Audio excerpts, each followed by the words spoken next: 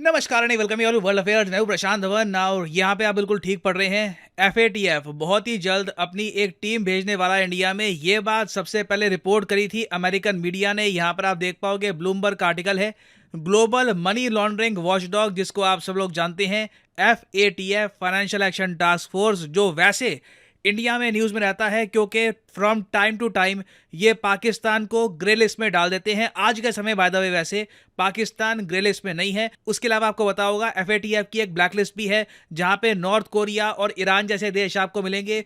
India ने over the years काफ़ी बार demand करी है कि एफएटीएफ की ब्लैक लिस्ट में पाकिस्तान को डालो, बट सरप्राइजिंगली एफएटीएफ ने अपना जो मुंह है ये इंडिया की तरफ कर दिया है। हालांकि मैं अगेन ये यहाँ पर क्लियर कर दूं, लगता नहीं है कि इंडिया को किसी ग्रे लिस्ट वगैरह में ये डालेंगे, बट इनकी टीम इंडिया में आने वाली है और इनका मेन मुद्दा ये होगा कि भारत में जो फॉरेन एनजीओज हैं ये प्रॉपरली ऑपरेट नहीं कर पा रहे। जो एनजीओज एक टाइम पर इंडिया में काम करते थे, विदेशों से फंडिंग उठाकर इन्हें रोका जा रहा है एफएटीएफ के रिकमेंडेड लॉज यूज करके। तो डिस्कस करेंगे इस वीडियो में कि यहाँ पर इशू क्या है, एफएटीएफ की टीम इंडिया क्यों आ रही है, बहुत कुछ आपको जानने को मिलेगा। मगर आगे बढ़ने से पहले आपसे क्वेश्चन पूछूंगा। क्वेश्चन ये है कि हाल ही में वर्ल्ड हेल्थ समिट 2023 ये किस सिटी ने होस्ट किया है। ये है यहाँ पे आपकी ऑप्शंस, न्यू दिल्ली, बर्लिन, रोम या फिर न्यूयॉर्क। कमेंट सेक्शन में करिए उत्तर, सही आंसर मैं आपको दूंगा वीडियो के अंत में। ना मुझे बता, आप में से कई लोगों का एक बहुत ही बेसिक क्वेश्चन यहाँ पर ये होगा कि एफएटीएफ का काम होता है मनी लॉन्ड्रिंग को रोकना या फिर आतंकवाद की फाइनेंसिंग को रोकना। ये किस काम में ये लोग आ गए हैं कि इंडिया में जांच पड़ताल करेंगे, ये एनजीओज का पैसा रोका जा रहा है, इन्हें क्या परवाह।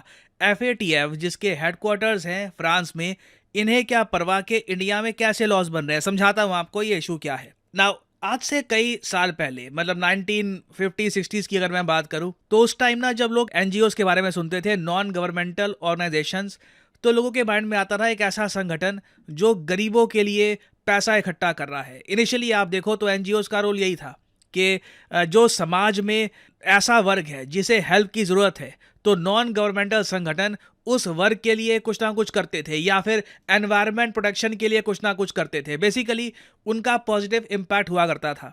मगर पिछले कुछ दशकों में ना कई कंट्रीज़ ने ये बात ऑब्जर्व करी है और कई बड़े पॉलिसी मेकर्स या फिर आप कह सकते हैं हाई पोजीशन पे जो लोग बैठे हैं उन्होंने ये बात कही है कि अब ना सिविल सोसाइटी और एनजीओ का रोल बदल चुका है। ऐसा नहीं है कि सारे एनजीओ खराब हैं या सारी सिविल सोसाइटी खराब है ऑब्वियसली, मगर अजीत डोभाल साहब ने आज से कुछ साल पहले 2021 में ये कहा था कि सिविल सोसाइटी अब एक फ्रंटियर बन चुका है वॉर का, क्योंकि इसे मैनिपुलेट किया जा सकता है एक कंट्री को, एक कंट्री के इंटरेस्ट को रोकने के लिए। नाउ अगेन मैं फिर से बोलूंगा, सिविल सोसाइटी और एनजीओज काफी जगह अच्छा काम भी करते हैं, बट यहाँ पे डोभाल साहब ये कह रहे हैं कि सिविल सोसाइटी जिसके अंडर ही एनजीओ आते हैं, सिविल सोसाइटी बहुत बड़ी होती है, उसका एक पार्ट आप कह सकते हैं एनजीओ है। एक पॉसिबिलिटी कल को ये आती है कि मान लो जी कल को एक कंट्री है, फॉर एग्जाम्पल चाइना है, चाइना नहीं चाहता कि इंडिया ना एक सर्टन एरिया पर एक डैम बनाए या फिर वहां पर तरक्की करे, सड़कें बनाए।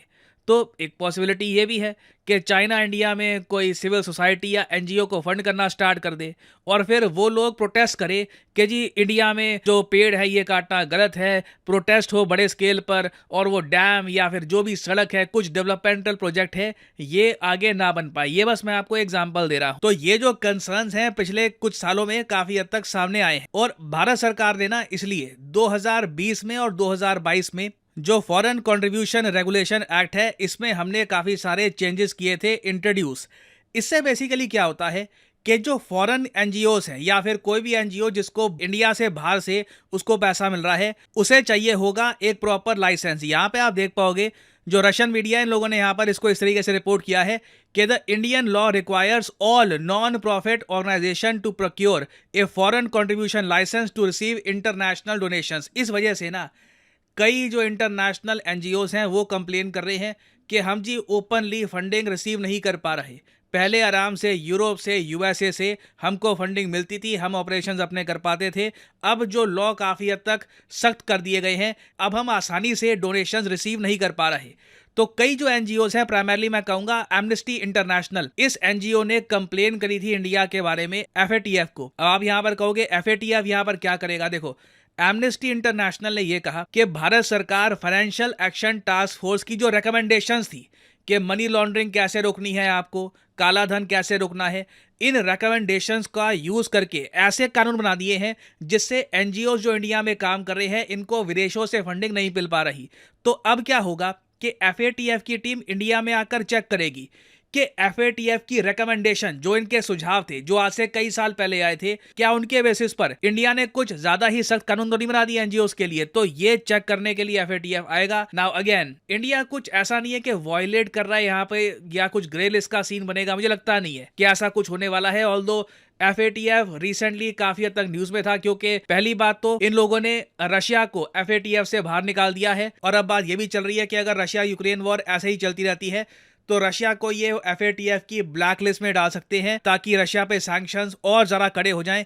और जो अमेरिकन न्यूज आउटलेट है ये लोग भी ये बात रिपोर्ट कर रहे हैं कि एफएटीएफ की टीम प्राइमरली इंडिया में जो एनजीओज हैं उनसे मिलेगी। यहां पर आप देख पाओगे, a team of FATF is expected to visit India in November and meet the representatives of non profit organizations including international ones to get first hand understanding of the situation. पहले तो देखिए, ये समझेंगे कि क्या सच में हालत बहुत ज़्यादा खराब है, क्या इंडियन लॉज के अंडर एनजीओ सच में ये फंडिंग रिसीव नहीं कर पा रहे। और इंटरेस्टिंग बात यह है कि ये सब हो रहा है ठीक 2024 के इलेक्शन से पहले। ये बात भी अमेरिकन मीडिया ने लिखी है कि एफएटीएफ की जो इवैल्यूएशन अभी होनी है, इससे हो सकता है कि सरकार को प्रॉब्लम आए, और जो 2024 के इलेक्शंस हैं इस पर भी इसका इंपैक्ट आ सकता है। तो ये अपने आप में देखिए एक बहुत ही इंटरेस्टिंग डेवलपमेंट है। मैं इस पर कुछ अभी कमेंट कर नहीं सकता कि ये एफएटीएफ क्या करेगा क्या नहीं करेगा। देखना होगा कि नवंबर में आकर ये जब इंडिया में आएंगे तब ये क्या कहते हैं, इनका क्या व्यू पॉइंट रहता है।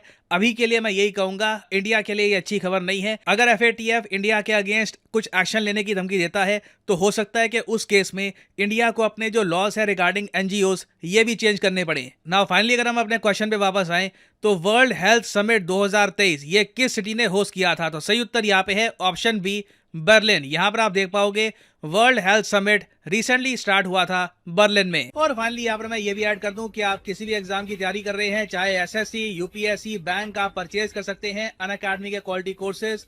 कमेंट सेक्शन में जाइए, पिन कमेंट में यहाँ पे आपको मिलेंगे link. For example let's say आपको प्रिपेयर करना है यूपीएससी के एग्जाम के लिए, तो यूपीएससी के लिंक पर यहाँ पर करिए क्लिक, और यहाँ पे आप परचेज कर पाएंगे अनअकैडमी का यूपीएससी कोर्स। बट जो प्राइसेस यहाँ पर लिखे हैं, don't ever pay these prices. Simply यहाँ पर कोड डालिए PD10 and the prices will start falling and you will be able to save a lot of money. So use the code PD10 and save money. और इसी note के साथ ये है video का अंत। Thank you for listening.